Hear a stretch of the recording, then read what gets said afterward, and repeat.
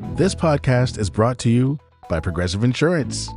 Fiscally responsible, financial geniuses, monetary magicians. These are things people say about drivers who switch their car insurance to Progressive and save hundreds. Visit Progressive.com to see if you could save. Progressive Casualty Insurance Company and affiliates. Potential savings will vary. Not available in all states or situations. Hey, it's Austin James. Yes, I'm living with diabetes, but it doesn't have to define me. Thanks to the Freestyle Libre 3 Plus sensor, I get real-time glucose readings throughout the day. The Freestyle Libre 3 Plus sensor is small and easy to wear, giving me the freedom to focus on my life as a parent and a musician. Now this is progress. You can get a free sensor at freestylelibre.us. Offer available for people who qualify. Visit myfreestyle.us to see all terms and conditions. Certain exclusions apply. Data on file, Abbott Diabetes Care, or prescription only. Safety info found at freestylelibre.us. It's like, no, stop it. I don't want to do a race. I just want to congratulate myself for getting out there consistently each week. Welcome to How To. You've got questions, and we find the people with the answers. I'm Carvell Wallace. Well, believe it or not, that part of the year is sneaking up on us again. New Year's, where people commit once again to changing their lives and reaching their health goals. For many of us, no matter how much we really mean it on January 1st, oftentimes the changes we make don't last throughout the year. They're too ambitious or just too drastic. Sometimes it's just that old habits that we've been practicing forever, are hard to get rid of. And if you want to make a real adjustment, an adjustment that lasts, it has to be realistic and it has to work with your life. But, how do you do that? Well, that's the question faced by today's listener, Sandy. I'm a former college athlete. I've always played field hockey and gotten immense joy from team exercise settings. Now, as a busy healthcare provider and a mom, I'm really struggling to figure out when I can put exercise into my day. Sandy works long shifts as a physician's assistant and is the parent to 2 young children. So time is a big hurdle for her, like it is for many of us. But on the other side, there's also pressure, pressure to be productive, to be fit, to push herself. So between the obligations on her energy and the stress of failing, the feeling around exercise has become unchill. I am so not a morning person, and so that always feels like the natural place to try to shove exercise. Right. That's when the motivated people really get up and get after it. Right. Okay. Sandy's other big hurdle, she doesn't know exactly what to do when working out. I do want to do some more weight and resistance training, but I just feel like I don't know how to start. Where to even begin. How to plan a realistic, bite-sized plan for that. This is so privileged, but I had a weight coach in college who told me what to do when, and I haven't had that since that time.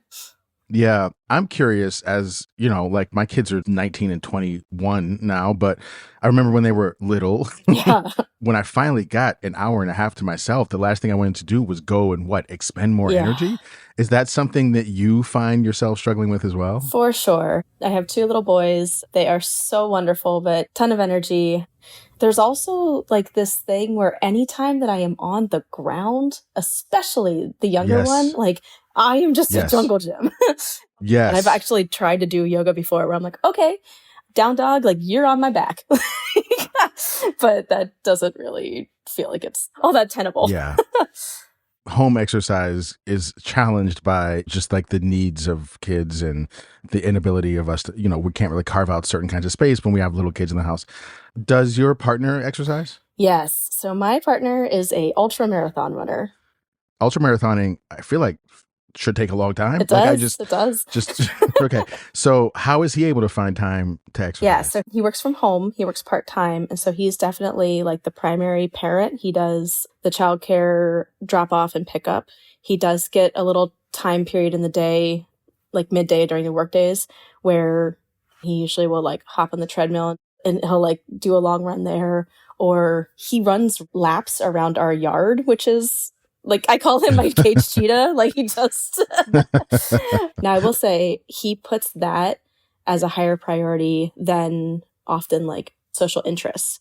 Whereas I might choose to use that time to like hang out with some girlfriends on a weeknight or something.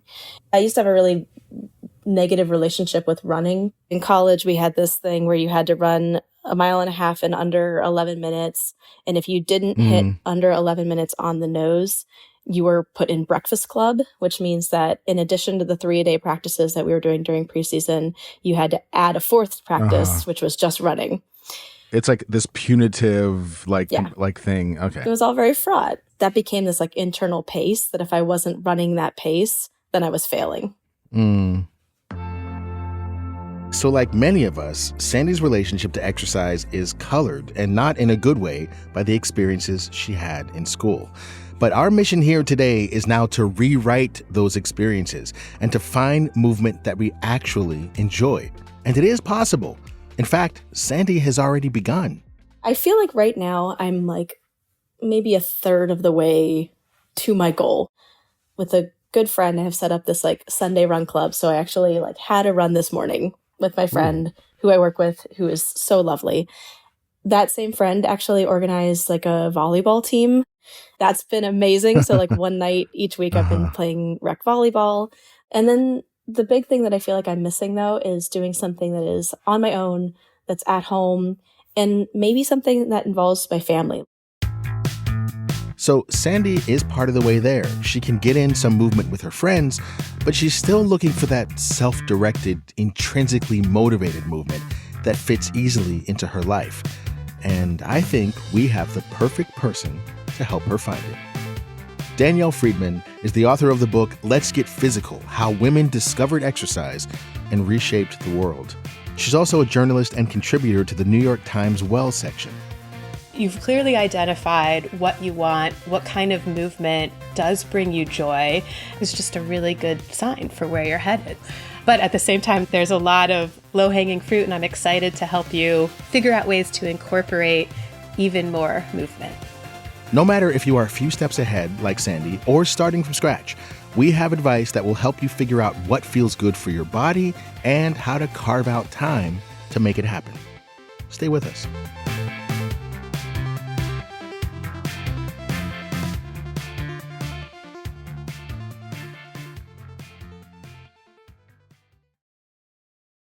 You know how important drinking a lot of water is, right? Those people who carry around those huge bottles and drink water constantly, they know what they're doing. They're staying healthy. They're staying happy. They are making their lives better. And that's why I started using an AquaTrue water purifier, because water that tastes great is water that you're more likely to drink. And more importantly, water that's clean makes our bodies and our lives better. AquaTrue purifiers use a 4-stage reverse osmosis purification process, and just one set of filters from the classic purifier makes the equivalent of 4,500 bottles of water. That's less than 3 cents a bottle. That is not a lot of money for a bottle of water.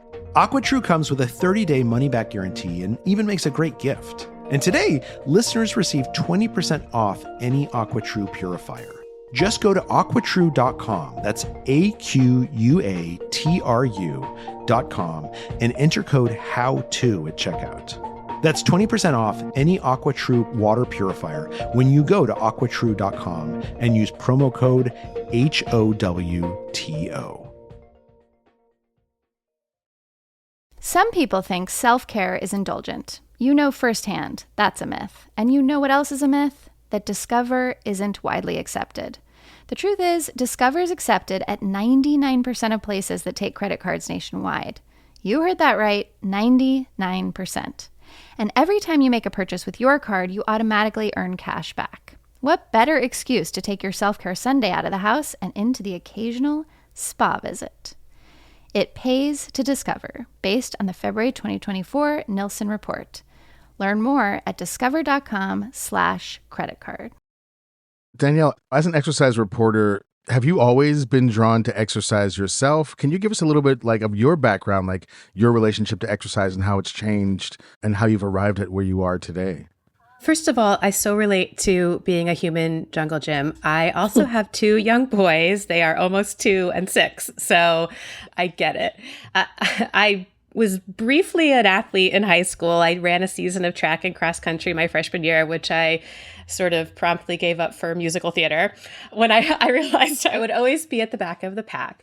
But as a teenager in my 20s, I did enjoy moving and slow running in particular, but it was always tinged with body maintenance and, geared toward looking a certain way. As time has gone by, my relationship with it has changed. And I particularly credit my dad, who loves running truly for the joy of running. He's never been fast himself. He calls it moving meditation. And he has always been so encouraging of me and my running. He'll constantly tell me, like, wow, you're such an athlete. When I go out and do sort of like what might seem to others is like the bare minimum of activity. Wow. But it really, has shifted my sort of perspective on myself. I'm supposed to run a marathon next weekend. Hopefully that will go according to plan. But I shouldn't need to include this disclaimer. I really shouldn't. I'm really slow and I run walk. And so I guess I would just say in general, kind of like being flexible with myself, being kind to myself, celebrating what I can do has been really important for me. Danielle knew that she shouldn't need to include that disclaimer, but she still included that disclaimer. This speaks to how deeply these ideas about performance and perfection are embedded into how we feel about movement. We go to the gym with a whole host of body image issues, with a belief that in order to be treated well, we have to look a perfect way, with pressure to be the athletic person that we've seen in the sneaker commercials, and also with the idea that if we fall short on any of that, then we're failures. That's kind of a lot of pressure to put on something that's supposed to be fun. So how do you change that internally? I would say, first of all, across my reporting on this topic, the theme or advice that comes up from trainers again and again is the best exercise is the one that you'll do. Typically, the one that you'll do is the one that you enjoy. So if you find that every time you start on a particular workout or routine, you're just hating every minute of it, that's not a personal failing. That's just not the workout for you. Finding something you enjoy doesn't have to mean enjoying every minute of it.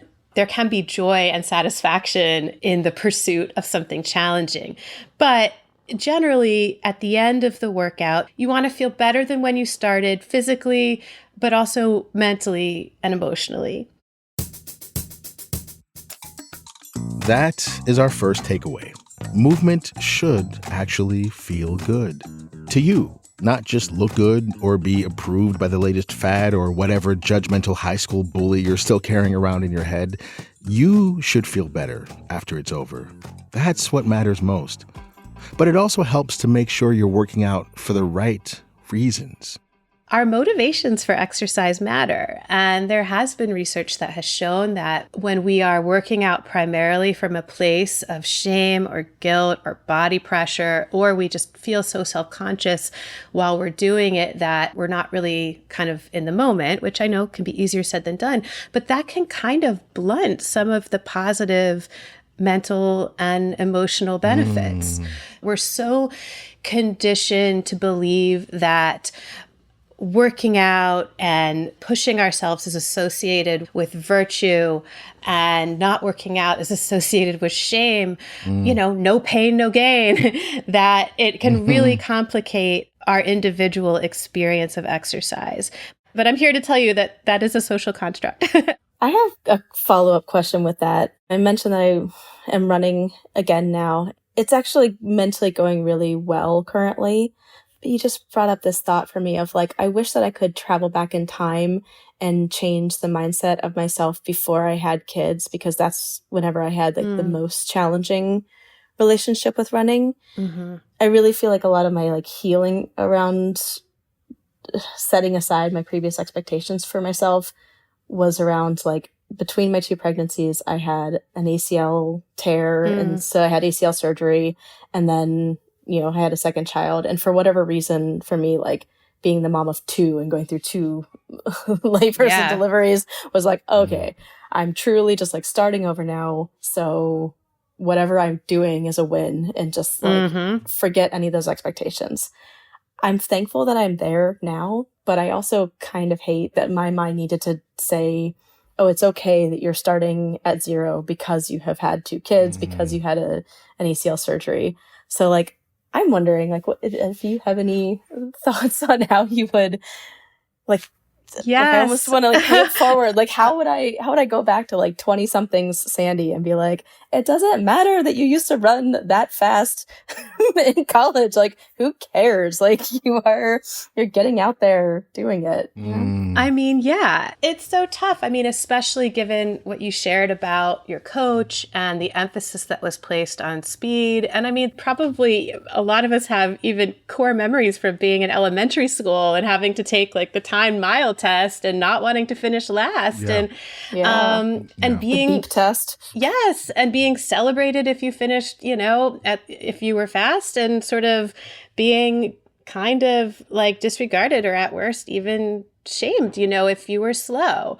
Like, in the scheme of life, unless you earn a living based on your speed, the pace at which you travel is really irrelevant.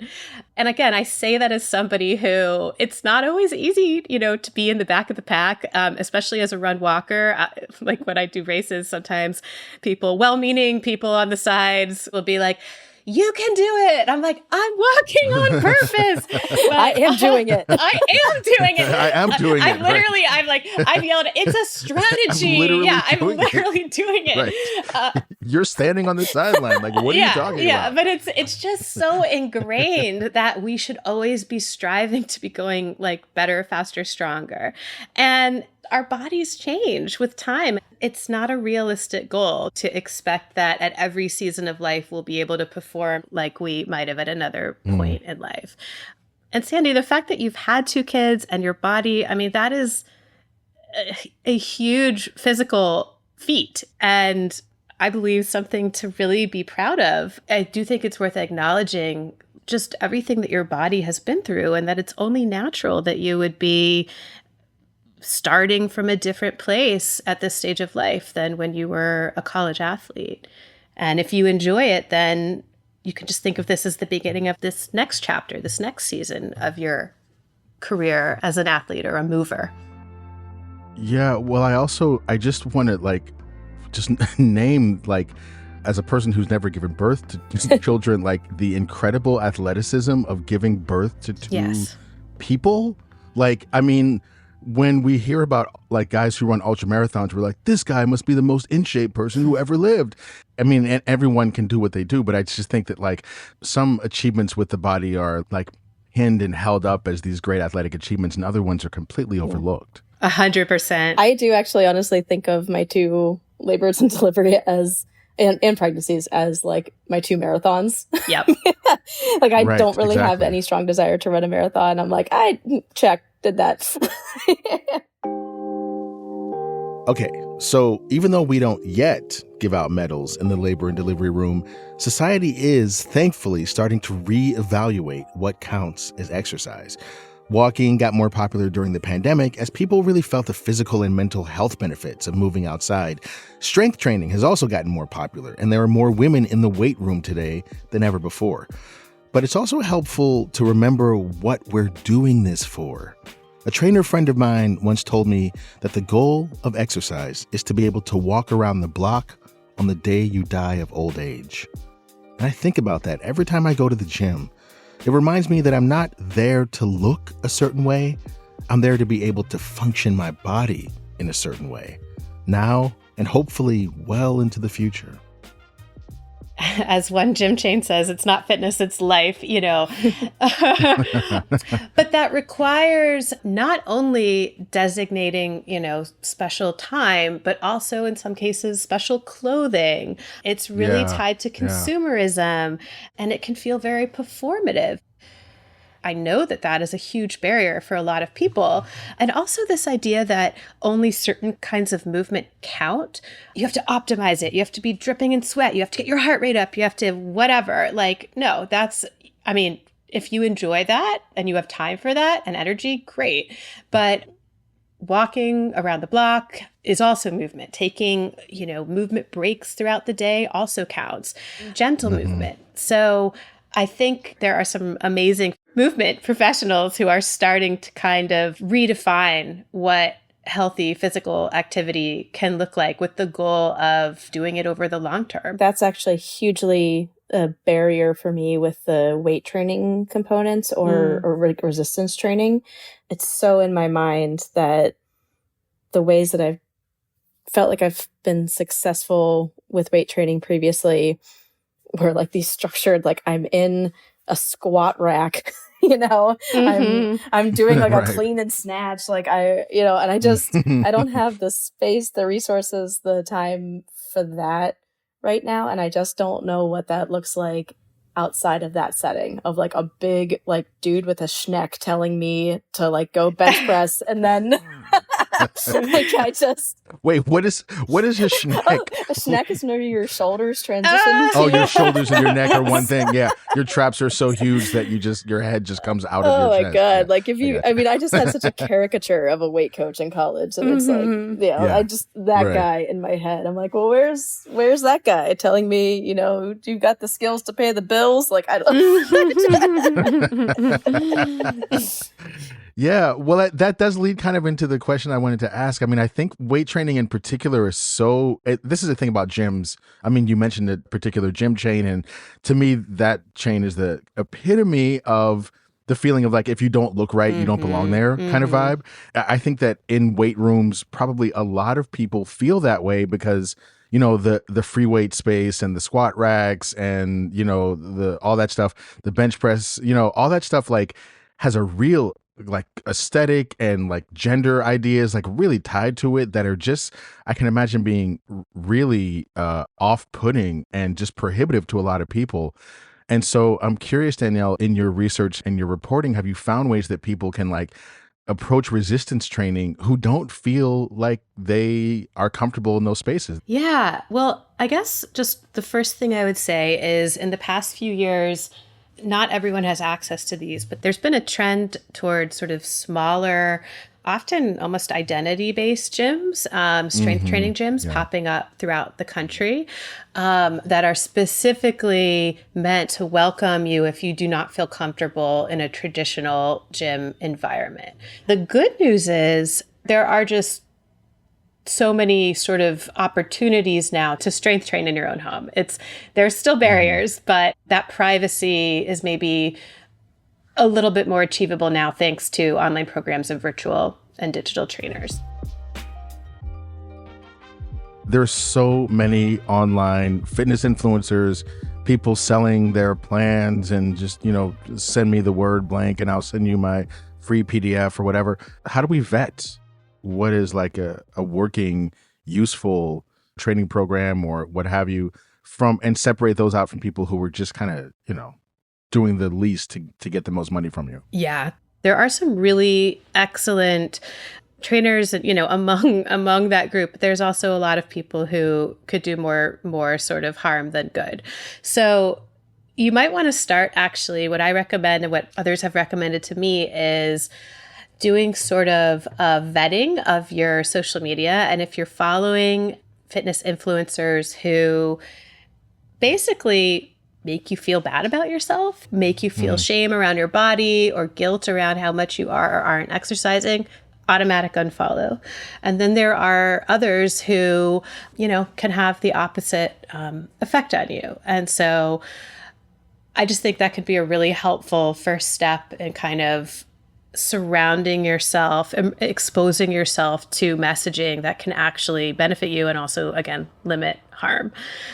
If you're going beyond social media, you want to look for trainers who have official certifications and just look at the training that they've done. Fitness is still, it's not nearly as kind of regulated as it could be, but there are certain checks in place, certain signals that can kind of help you determine at least who has the background and the education. I do think one of the biggest measures that you should use in determining who to follow is how the instructor makes you feel.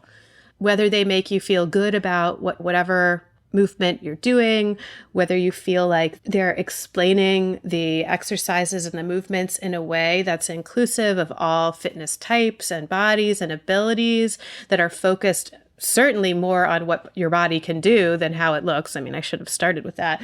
But I think that can help you separate the good ones from those who might be more toxic. I just really appreciate that answer so much.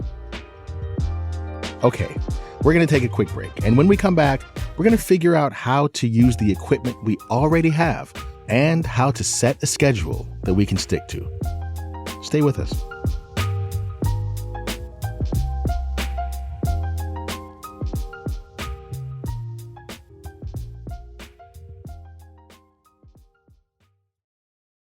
Some people think self-care is indulgent. You know firsthand that's a myth. And you know what else is a myth? That Discover isn't widely accepted. The truth is, Discover is accepted at 99% of places that take credit cards nationwide. You heard that right, 99%. And every time you make a purchase with your card, you automatically earn cash back. What better excuse to take your self-care Sunday out of the house and into the occasional spa visit? It pays to Discover, based on the February 2024 Nielsen report. Learn more at discover.com/credit card. Hey, it's Emma Chamberlain. I designed these new glasses for Warby Parker, and I basically can't take them off. Like, I'm showering in them and sleeping in them. They're just that good. Go see them all at warbyparker.com. And you know what? Have a good day too. Okay? All right? Bye. Future you faces some big expectations. Work out more, go to bed earlier, and most importantly, make smart money decisions. Thankfully, today you has Bank of America. One place with tools and guidance to help balance tasks from budgeting to saving. So you can just be you, with big plans. Do more with a bank that asks, what would you like the power to do? Explore our tips and more at bankofamerica.com/futureyou. We're back with our expert Danielle Friedman, who was just helping our listener Sandy figure out her at-home weight training program. And Sandy has some gear, including a rowing machine. We have an erg in my garage. We have a treadmill and we have a kettlebell set. And then my husband has a weighted vest. I mean, this is going to sound absurd of girl, why aren't you just doing these things? You know? I mean, as someone who I had a Peloton that very quickly became a clothing rack. I think we all relate to having the equipment, but, struggling with using it. There is definitely the option, if this is sort of financially in the cards, to hire a trainer to come over just once or twice to help kind of set something up for you, or to do a virtual session and feel like you're embarking on something that's safe and that's beneficial and will help you meet your needs. Is that something that you've thought about? I've not actually, but I definitely would be open to that. Yeah, because it does feel like it would be cool to be okay, here's the equipment that I have. Help me build a regimen with this equipment. Exactly. And remember, if you don't have equipment, there are still a lot of wonderful body weight exercises. And you can always get creative about using household items to strength train, if that's your goal. But now the question is, how often should you strength train? There is a lot of research that shows that just, 2 20-minute sessions of strength training a week is hugely beneficial. But even if 2 is too many, or 20 minutes is too long, 2 10-minute sessions, you could always start small and go from there. I would imagine that the idea that you might have to carve out an hour of your day is a barrier, both because of when are you going to find that time? And also just that sounds kind of physically exhausting, especially if you're just getting started with it again. Is there a window maybe where you could fit in just a 10 or 20 minute strength training workout? Yeah, I think definitely on Friday or Saturday. I would love to add something like that in the evening, probably on Monday or Tuesday as well. Start with one night a week and then build out from there. Those small windows, again, can really make a big difference and can kind of just help to lay the groundwork or create the foundation for doing more if that's what you want to do. Okay, so let's recap here. If you're starting off, start small. Focus on movement you enjoy and don't get caught up in needing to do high-intensity boot camp style classes if that's not your vibe. There's a ton of research that just getting out and walking is so beneficial. Then make your strength training realistic. 1 20-minute session a week if you want, and follow a plan from a trusted trainer. Now, let's talk about how we can stick to this routine. Temptation bundling is a really helpful tool for people. And what that is with exercise, it was coined by this behavioral scientist named Katie Milkman at UPenn, is if you really dread exercise or moving, saving something you really enjoy, like listening to a favorite podcast or, a mystery show or an audiobook or something you can do while you move, saving it for when you're moving so that it gives you that extra little boost just to get going and a reward. And then making it social, I think, can be just, again, I know from personal experience, there's also research just showing how the benefits that we experience when we move with other people are then exponential. If you don't have a workout buddy, you can basically design your workout time or your walking time or elliptical or cycling or whatever, if you're going at a conversational pace, for calling a friend or a family member who you don't get to catch up with that often. And that way you kind of, you have that additional support in your ear as you're doing it. I love that. Sandy, do you find that helps you feel motivated, the fact that you have someone else to face this with? Oh, it helps tremendously. I was telling her this morning that I was recording this podcast, so I would love for her to hear that eventually, of like, it's so motivating. Like, it's somebody who's just like lovely to talk to. And then I've had other time periods in my life where I was going to a regular fitness class that just felt, even though I didn't necessarily talk to the other people super robustly before or after, there was just enough like small talk, and just the energy in the room was so vibrant and supportive and collaborative that it felt really great. It does raise the question for me of how much is a person supposed to sort of like push themselves and how much is a person supposed to be gentle with themselves, because it's like there's always that balance. And I think everyone's movement, sort of like ideal movement world, does involve them on some level getting up when they don't feel like it or going to do it when they don't feel like it. Danielle, what has been your kind of experience in your journalism and research about, how much sort of like pushing past the feeling of resistance is a part of like getting something sustainable? Yeah, no, you're so right. And whenever I talk about gentle movement, I am always a little self-conscious about, I don't want it to sound like you can just wiggle your toe and forever and you'll be fine. I mean, if that's what does it for you, okay. But I'm actually going to invoke the psychologist, Kelly McGonigal. She shared a great piece of advice with me a few months back. If you're sort of struggling to just get started on a given day, she recommends basically putting on a favorite song and moving your body however you'd like for the length of that song. What starts to happen, even neurologically, is she calls it an affect change. You're getting a little bit of that endorphin boost from the song itself. And then by moving, you're reminding your body that it can feel good to move. And so sometimes just taking that first small step can be, the kind of jumpstart you need to then keep going. And again, just the workout buddy, I think, as an accountability partner. And I have mixed feelings about that word, because again, you're accountable. It makes it sound like exercise is a moral good, but I like to see it as, particularly if you're someone in a position of caring for others, if you're a parent, and you struggle to kind of carve out time to care for yourself, it's a way of like putting it on the calendar. So if you make plans to meet somebody, sort of making it feel like less of a negotiable. One other thing too about workout buddies, which I was going to mention a minute ago, is when it comes to gyms and weight rooms. And I think if you're someone who doesn't just feel at home in that environment or feels intimidated, enlisting a friend to go with you and just to offer each other moral support can really help to make those spaces, in some cases, feel more welcoming. A lot of what I hear as a through line in your advice, Danielle, is that we have to find what works for us. And I think that part of what is so tricky about like the public culture of quote unquote fitness and exercise is that we're always seeing what seems to work for other people. So like, you know, Sandy, you mentioned your partner's able to like run around like the yard for like an ultra marathon, like no friends, no buddy, just like out there.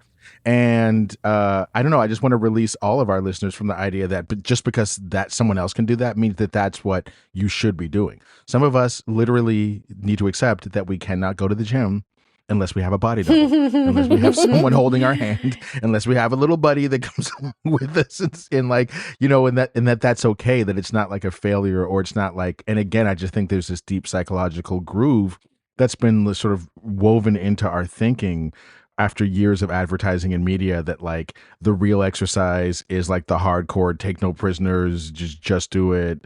You know, I'm Michael Jordan. I'm in a Nike commercial, like that everything is this like lone wolf, unstoppable force. And that not only is that not all there is, it's like probably not what it is even for most people.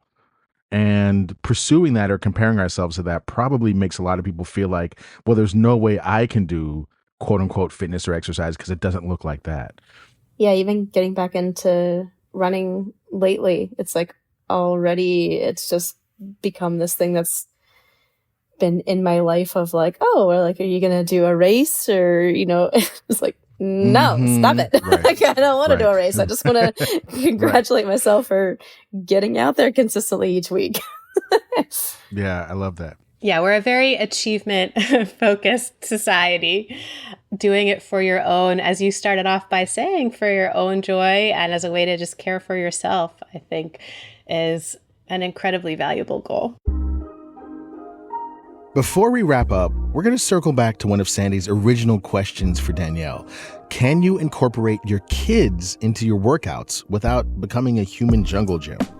As far as creating sort of boundaries so they're not literally climbing on you when you're trying to work out, that is a little bit tricky, especially with the younger one. I so relate to that with my 2-year-old.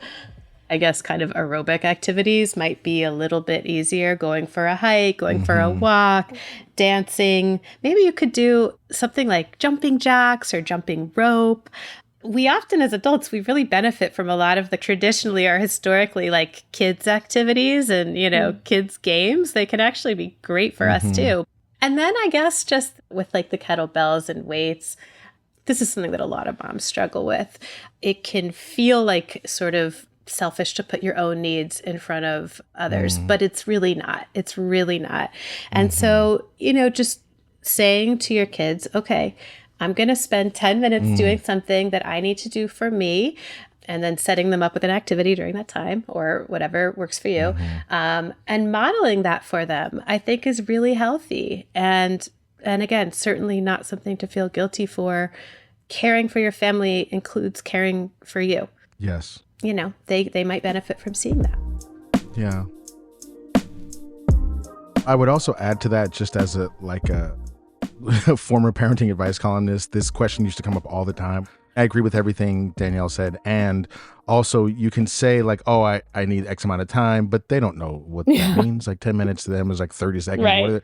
You know? And so really sometimes you have to separate, like you have to like someone else, dad or whomever, has to take the kids to some other place, or you have to be in some other place where there's no coming in, there's no walking in, there's no them being around. That's one thing that, you know, because it's really hard, especially for 3-year-olds, to conceive of that kind of thing. And the other thing, though, I would use my kids for weight training sometimes. when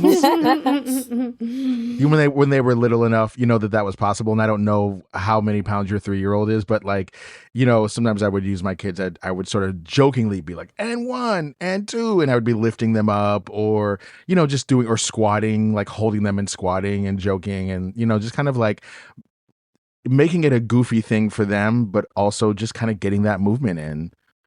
just as a way of play wrestling with them.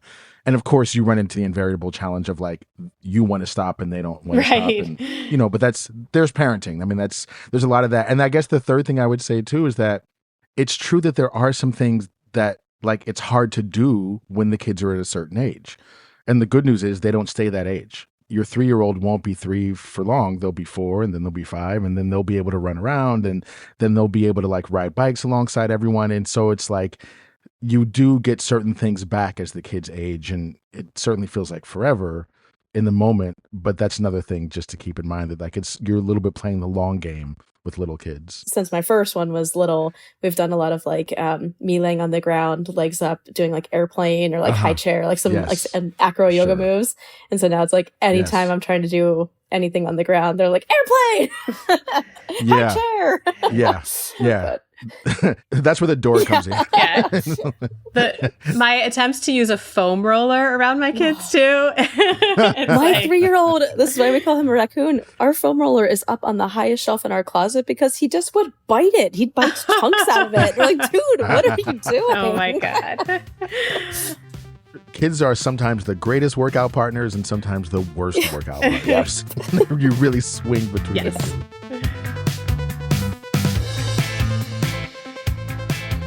Thanks again to Sandy for coming to us with this question, and to Danielle for all of her wonderful advice. Make sure to look for her book, Let's Get Physical, and her byline in the New York Times Well section. Do you have a change you want help making? Send us a note at howto@slate.com or leave us a voicemail at 646-495-4001, and we might have you on the show. And if you know someone who has talked to you about finding their way back to movement, maybe you can share this episode with them. That helps us help more people. How To is produced by Rosemary Belson with Kevin Bendis and Sara McCrea. Joel Meyer is senior editor and Derek John is executive producer. Merritt Jacob is senior technical director and composed our theme music. Charles Duhigg created the show. Courtney Martin is my co-host, and I'm Carvell Wallace. Thanks for listening.